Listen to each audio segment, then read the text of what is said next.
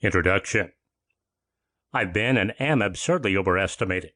There are no Superman, and I'm quite ordinary, and will say so whatever the artistic results. In that point, I'm one of the few people who tell the truth about myself. Lawrence of Arabia.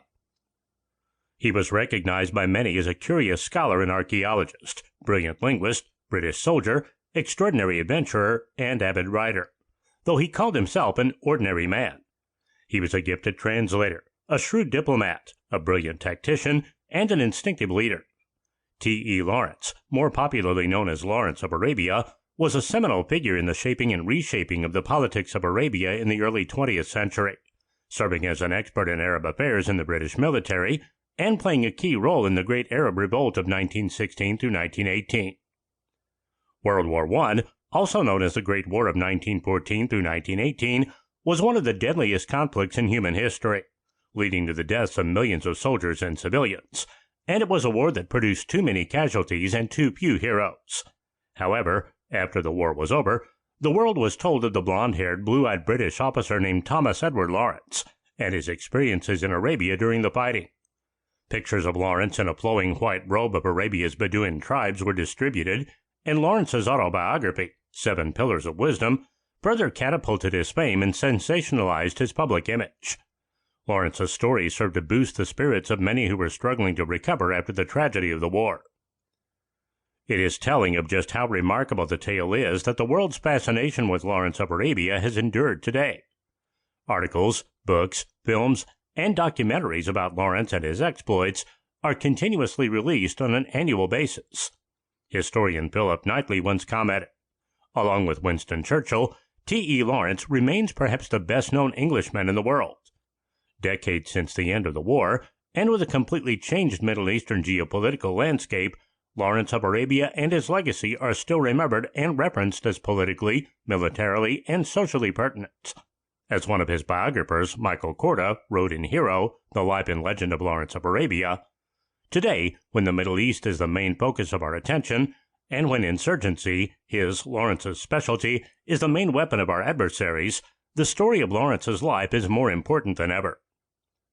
However, Lawrence was by no means everything he claimed to be. Like many great men touched by fame and celebrity, he exaggerated some details, underplayed others, and strove to maintain an image of himself that he had created in his own mind. Thus, Lawrence was and still is a very controversial figure.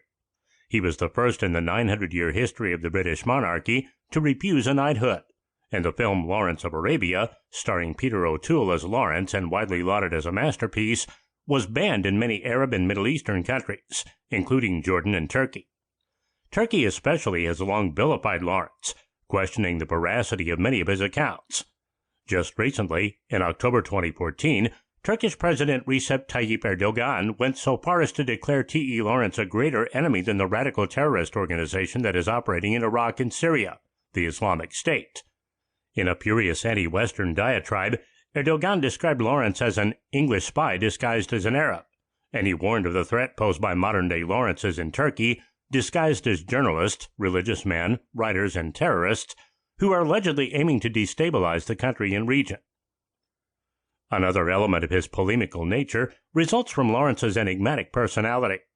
The young soldier was brilliant and brave, and boisterous and aggressive when he needed to be, but he was also quite private, reclusive, and hidden. Scholars and historians have squabbled over this true nature, asking whether he was courageous or reckless. Was he a true hero or a fortunate opportunist?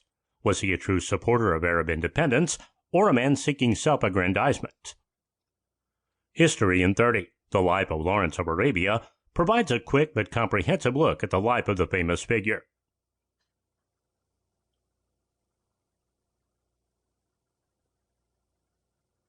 Early years. So only a brilliant ruler or a wise general who can use the highly intelligent espionage. To keep listening to this audiobook, I've left you a link in the description so you can do it, at no cost thanks to Audible's 30-day free trial.